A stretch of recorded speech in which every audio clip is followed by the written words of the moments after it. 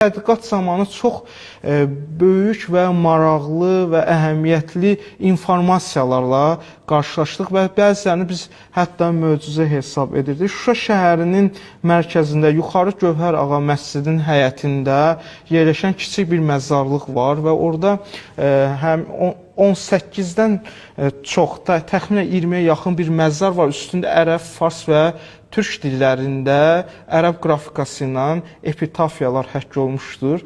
Onların içərisində ikisində Şamama xanım tədqiqat zamanı çox mühüm bir faktla üz-üzə gəldik. Mən istərdim onu əyani şəkildə göstərim. Yuxarı Gövhər Ağa məscidinin həyətində məzarların birinin üzərində bu ifadələr həkk olunmuşdur ərəb qrafikası ilə, fars dilində. Mən istədim ilk əvvəl onun orijinalını, daha sonra isə ana dilimizə tərcüməsini qeyd edim.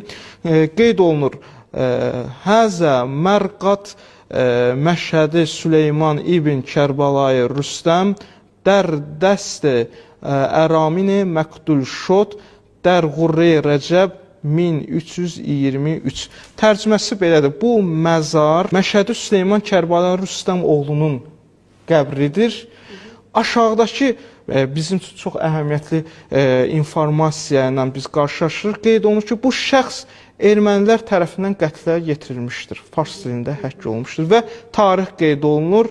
Hicri qəməri 1323. Biz onu miladi tarixə çevirəndə 1905-6-cı ilə təsadüf edir. Məlum olduğu kimi 1905-6-cı ildə mütəşəkkil erməni silahlı dəstələri Azərbaycan xalqına qarşı böyük bir soyqırım aktı həyata keçirmişdi. Həmin o soyqırımların baş verdiyi ərazilərdən biri də Şuşa şəhəri idi.